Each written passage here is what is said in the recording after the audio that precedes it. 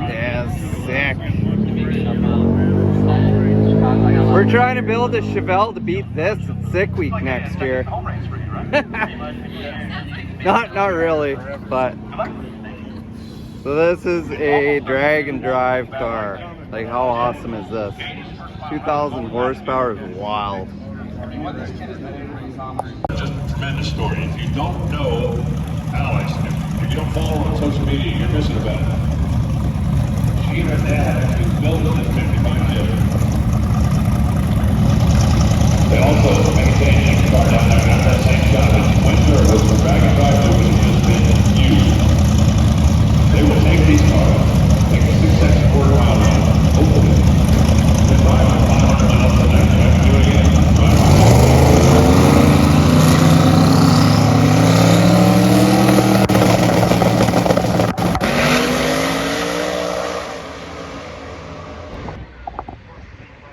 What's up, guys? So we're down in Chicago right now at Route 66 Raceway, and I had a guy come up to me today or yesterday, and he's like, yeah, so I hear you're building a car. And so we got talking about the Chevelle, and we got talking that we're building a drag and drive car, and I told him I want to run Sick Week with it, and I got a buddy that knows the guy that runs Sick Week, and he turns to me and he says, I'm Sick Week.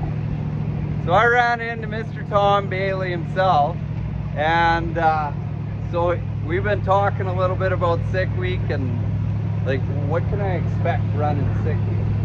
Oh, in this car? Well, yeah, I gotta run that car, obviously. Exactly.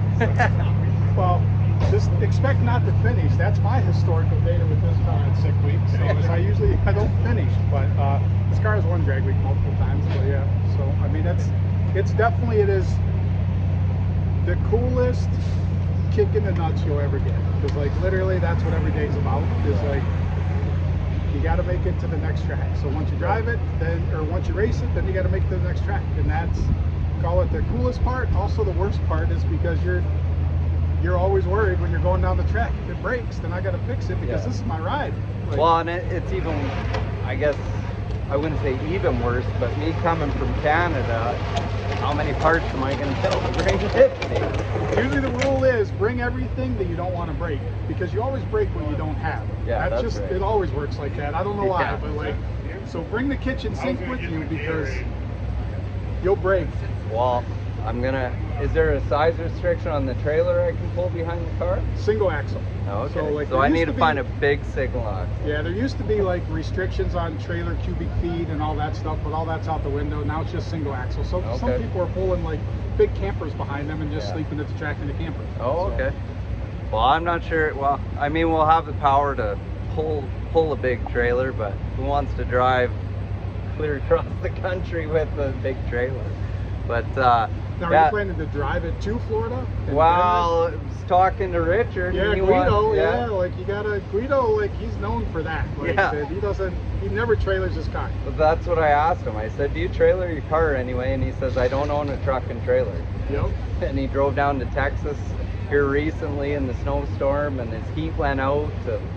So yeah, that's one thing. I don't have heat in my car. I took all that out, but Sick Week's in February.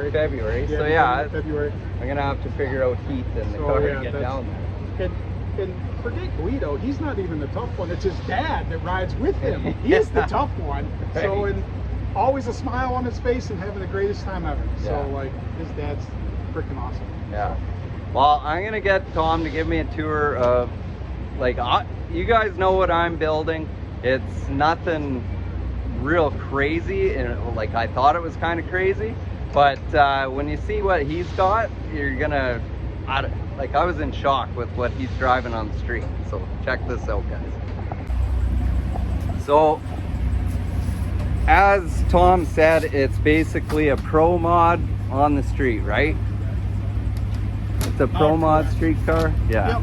Yeah, the chassis, like, it's built like a pro mod, but it's got bigger bars in the back and stuff like that to make it to where, because we pull a trailer with it, so it's got a trailer hitch on the back there. Okay, yeah.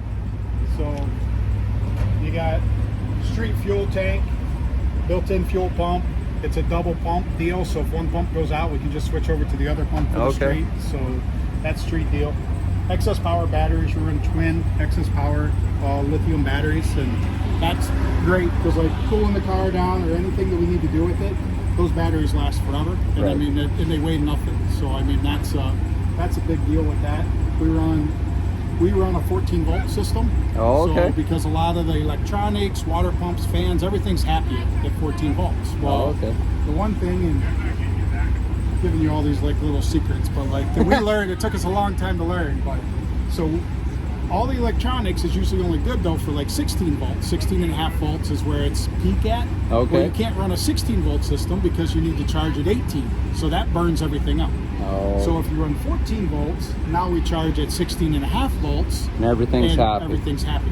Okay. So that's where a 14 volt system is great. Gives you extra cranking power, extra power for your fans are turning a little faster, water pumps are a little faster, stuff like that. So it's been kind of the perfect setup to be figured out. Well, that's awesome. So that's back And in there- our CO2. And so there's nothing that you really take out of the car, like, I mean, you change your tires when you get to the track, and like, do you take your wheelie bars off or anything like that for driving, or? It depends on the event. A lot of times when we run the wheelie bars, the car is designed that we don't have to change anything over when we get to the track. So literally it's, we change the tires now. We've driven on the slicks before, but I've been caught in the rain so many times that now we run mudders. So on the street. So we change the tires. We switch. This is pump gas in the back, so we run the car on pump gas on the street. So just 87 octane or whatever. Like it's low compression deal because it's turbo. Right. And then when we get to the track, we switch it over to methanol. We do that with valves. So I can show you that little part. So was this purpose built for drag and drive? It was. It was? Yeah, my first car, this is 2.0. 1.0 is my first car, so that's the first, well, that's not my first car. That's the first car to run a 6 every day on Drag Week in a drag and drive event. Yeah. So, and that was purpose built for that. Well, then after we accomplished that, then we said, okay, well, now what? Well, 5 seconds is the only next logical step. Yeah. So that's a little bit faster. Yeah, so we built this to run 5. So it was purpose built to be a drag and drive car. Awesome. Oh, it's a beautiful car.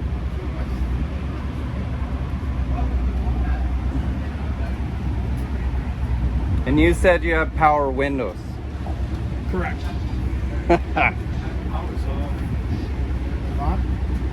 Oh, I believe you.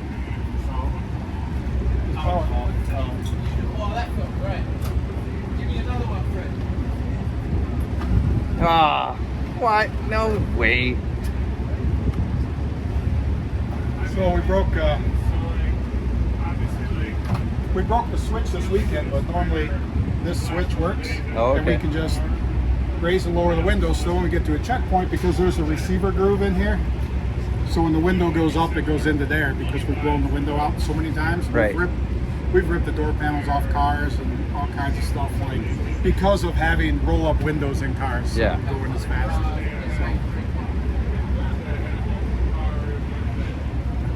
It's not much for creature comforts for driving around though.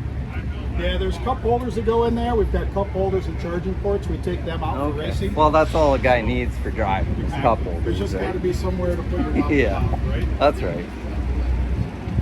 But this is, I hope it's okay to show all this, but so essentially yeah, here's our AC.